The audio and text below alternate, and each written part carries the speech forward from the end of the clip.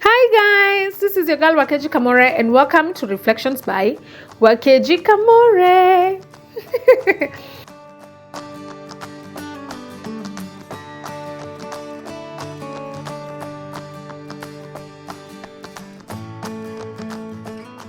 We are currently studying the book of 2nd Samuel, which we are covering chapter by chapter. Today, I'll be reading chapter 23 and afterwards, I will share my main takeout. Please stay with me until the end of this and don't forget to invite a friend to listen to this by sharing this link. All right, I hope you guys have remembered, or rather to speed to where it is that we have figured in this story of 2nd Samuel. We are still in the book of 2nd Samuel where we're reading about David. He has come to a point where he's no longer going to war because he's not as strong as he used to be, or rather as quick in the battlefield as he used to be.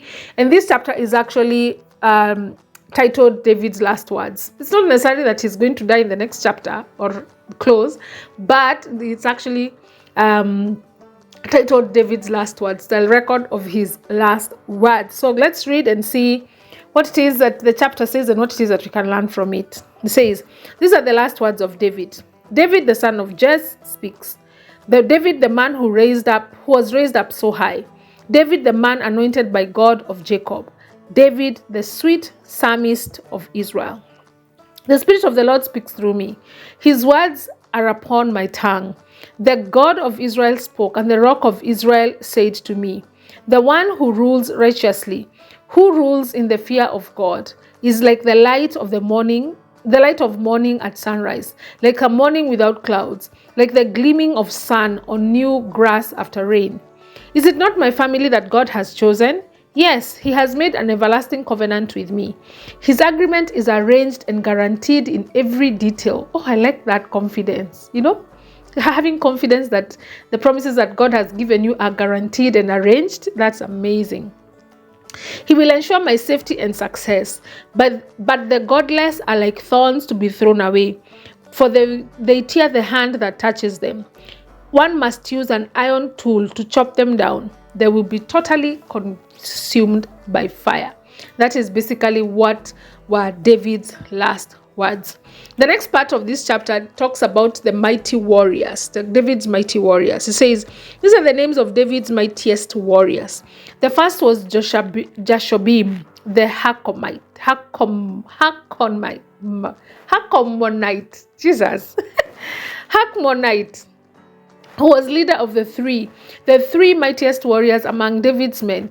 He once used a spear to kill 800 enemy warriors in a single battle. My gosh. Next in rank among the three was Eleazar, son of Dodai, a descendant of Ahoah. Once Eleazar and David stood together against the Philistines when the entire Israel army had fled. He killed Philistines until his hand was too tired to lift his sword. Oh! And yeah, these guys were mighty, my goodness. And the Lord gave him great victory that day. The rest of the army did not return until it was time to collect the plunder. Hey, anyway, these guys were mighty. Next in rank was Shammah, son of Agri of Har. How come nobody calls people these names? People are busy calling people even John out here, and you can't call people Shamar and Eleazar and this other one, Jashobim. These are mighty people. People should be called these names. I mean, but I'm not on the Butajina.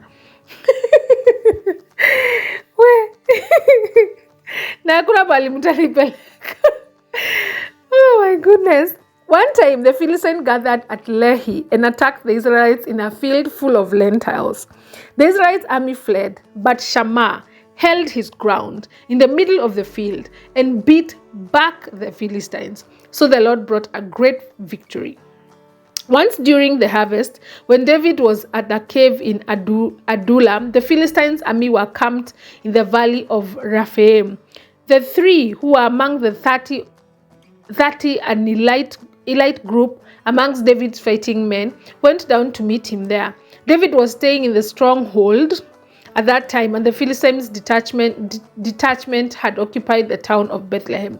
David remarked longingly to these men, "Oh, how I would love some of that good water from the well by the gate in Bethlehem. So these three broke through the Philistine lines, drew some water from the well by the gate in Bethlehem, and brought it back to David. But he refused to drink it. Instead, he poured it out as an offering to the Lord. "The Lord forbid that I should drink this," he exclaimed. "This water is as precious as the blood of these men who risked their lives to bring it to me." So David did not drink it. These are examples of the exploits of these three great warriors. So Shammah, there's Eleazar, and then there's this other guy called Jashobim. All right, then it continues to talk about the 30 mighty men. Abishai, son of Zeruiah, the brother of Joab, was the leader of the 30. He once used his spear to kill 300 enemy warriors in a single battle. It was such feats that he became as famous as the three.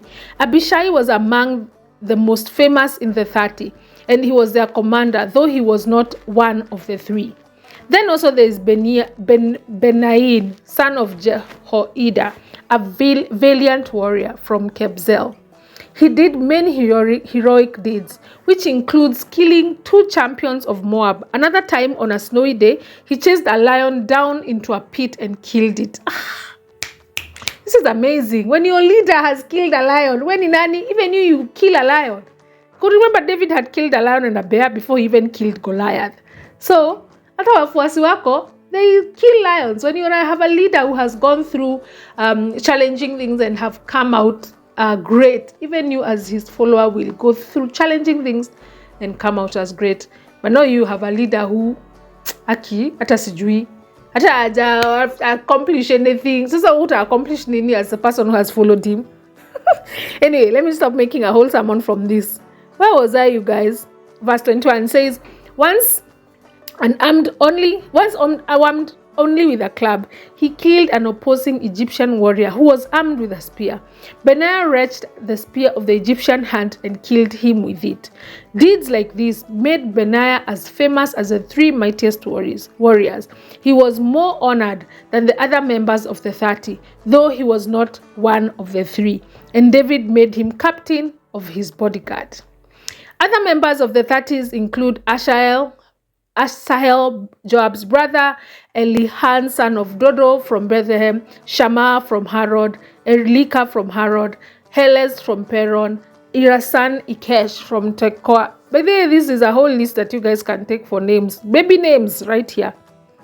By the way, all the way, actually, I'm not even going to read all this. I'm not going to lie to you. All the way from verse 24 all the way to verse 39 is basically the names of the 30 mighty men.